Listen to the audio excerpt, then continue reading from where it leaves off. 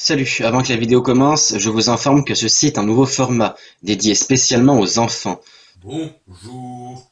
Coco, bonjour. La dernière fois, j'avais décidé de parler des éléphants.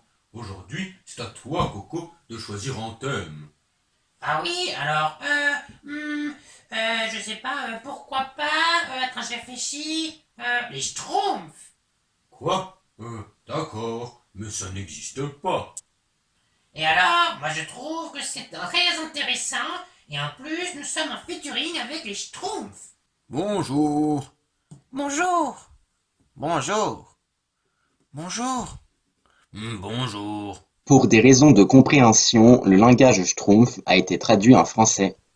Mais qu'est-ce qu'un schtroumpf? Les Schtroumpfs, c'est nous. Nous sommes des petits êtres bleus, hauts comme 3 pommes. Nous avons 4 doigts, une petite queue ainsi qu'une culotte blanche et un bonnet frisien blanc, sauf le grand Schtroumpf qui les a en rouge. En même temps, c'est le chef du village. Il faut toujours écouter le grand Schtroumpf. Les schtroumpfs parlent le schtroumpf. Ça ressemble beaucoup à votre langue, mais quelques mots sont remplacés par schtroumpf et les verbes par schtroumpfer. Moi, j'aime pas Gargamel et Azrael, ce sont les deux méchants de nos histoires. Nous vivons dans une forêt imaginaire au Moyen-Âge, et notre nourriture préférée est la salseparelle, une plante qui existe pour de vrai. C'est bon, je pense que pour la plupart, vous connaissez les Schtroumpfs, mais est-ce que vous connaissez l'histoire de leur création? Non.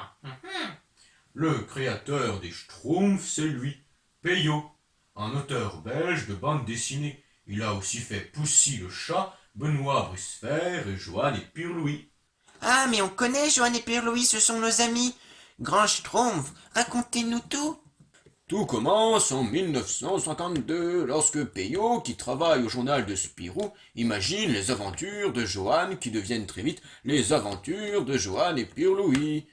En 1958 sort La flûte à six schtroumpfs, une aventure de Joanne et Pierre-Louis. C'est la première apparition des schtroumpfs, et ça devait être la seule. Mais on est de nouveau présent dans la plupart des aventures de Joanne et Pierre-Louis.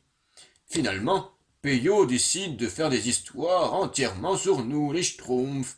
Tout d'abord pour le journal de Spirou, puis en album de bande dessinée. Le premier, c'est Les Schtroumpfs Noirs en 1963.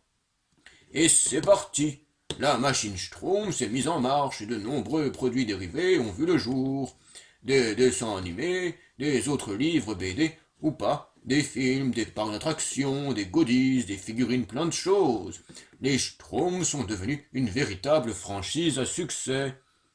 Coco, tiens, mais je me demande d'où vient ce mot de Schtroumpf. C'est très simple à comprendre. Imagine, nous sommes tous les deux à table en train de manger. Voilà que je veux te demander le sel, mais je n'arrive pas à trouver son nom. Alors je te dis, Coco, tiens, passe-moi le Schtroumpf. Quoi? Tiens, le voilà ton Schtroumpf. Voilà exactement ce qui s'est passé. Moi j'étais Peyo et toi André Franquin, un ami et collègue au journal Spirou de Peyo. Franquin est quand même le créateur du Marsupilami et de Gaston Lagaffe, tout en ayant continué les aventures de Spirou et Fantasio. Depuis, les Schtroumpfs, c'est plein d'aventures intéressantes. Voici la liste de nos principales aventures.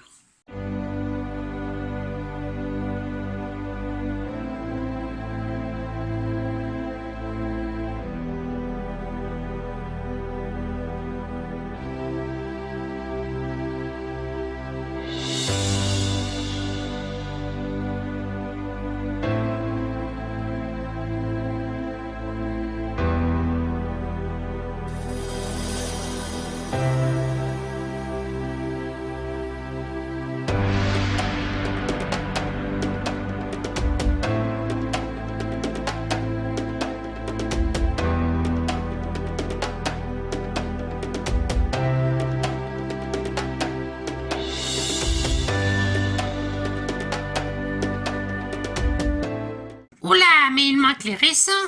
Oui, excusez-moi, je ne les ai pas encore achetés. Abonne-toi et aime cette vidéo et peut-être qu'on achètera les suivants.